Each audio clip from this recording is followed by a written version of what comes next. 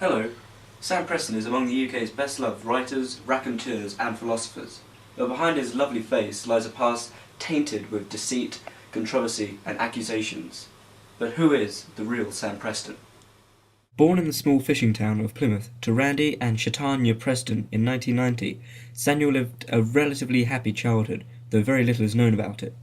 In 2001, he joined the NASA space program, though he didn't complete a mission due to his promiscuous behaviour. After dropping out, he became a musician, though never strayed far from controversy.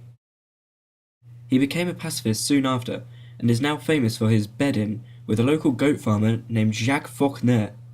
Though his personal life is still colourful, he is recognised as one of the greatest minds of our time. Before his untimely death, we were lucky enough to gain this exclusive interview. First of all, Sam, it's very nice to have you here with us. Perhaps, first of all, you could tell us how you'd like to think of yourself. Let's think. Let's have a slight photo, actually. Cornerstone of Plymouth. You mentioned Plymouth there. Perhaps you could tell us a little bit what it was like growing up in Plymouth. So, started off on at the end of a little fish stall in like 1940 odd or something like that. Built up to a little shed almost. Then about 10-15 years ago, got built into it's like almost like one of those burger vans you used to have, but based in one place, like actually on the ground, built up like a huge big wooden entry. And now it's been changed into a new one. It's going to be knocked down and put into another place, so it's absolutely huge. Sam, have you ever driven a big London double-decker bus? No, I haven't, but I'd love to. Now, recently, you apparently called the Pope a fucking idiot because he likes to have sugar in his tea. Do you have any regret for saying this? I sometimes have a look on things and a style of humour that isn't very mainstream, and I think political correctness is completely over the board. I mean, I think there are certain elements to it that are complete rubbish. So, but I could insult someone just because I said, "Oh no, I don't like sugar with my tea," because that's the way they are. But if I have insulted someone because I said something bad, then I would usually apologise as it is. If I need to apologise again, then so be it, but you can only apologise so many times. But if I have insulted people, then it's never meant. Unless obviously it is. So, you often talk of losing your virginity to a prostitute in Plymouth. Perhaps you could tell us a little bit about the prostitutes of Plymouth. Unfortunately, you can't really put into words how lovely it can usually be. You can only know if you try it yourself. So, get yourself down to Plymouth. And would you have any criticisms of prostitutes? Slightly dodgy, the fact that you have to pay so much money to get to a higher and higher level as you go along, and by the time you've paid so much, you find out that really supposedly like the planet will die and only a certain amount of people will live through some sort of god or alien or whatever. I just think it's too money opinionated, and to me that's not really faith, that's just greed. So. Have you ever been involved in group sex at all?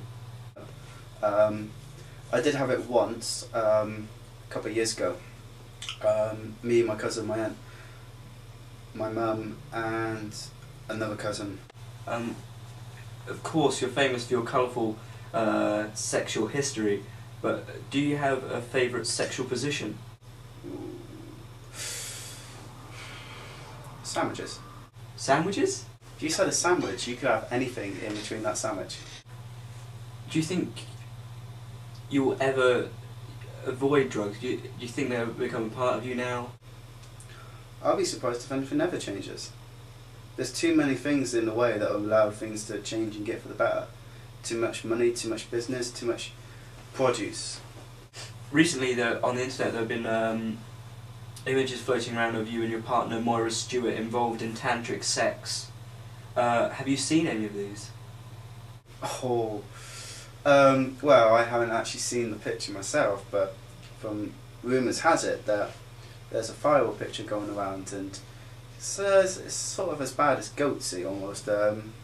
So it's been called the romance of the decade, and we're only 2 months in. But what attracted you to Moira Stewart? The natural appearance of how she looks instantly leads to degradation and being looked down upon because of who she is. But as soon as she has that brilliant voice, then suddenly everyone wants to jump on the bandwagon. Unfortunately, because of all what happened, made to some degree she become mentally unstable. She couldn't handle it. And have there been any problems between you two in your relationship? Well, I take her out for a meal, get some meat on her bones. She can be a bit skinny at times. She's still gorgeous, but she's not a real woman. But let's be honest, it's very unlikely to happen.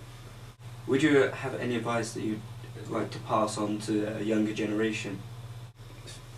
You can't. To be honest, it's very easy to say I want to be a superstar, I want to be like a millionaire, I want to be bigger than anyone else, but that shouldn't really matter, would it? Because you could be the richest person in the world, but you could also be the unhappiest. So, I think when I'm older, I'd just like to have a good family around me still. That's what I really need.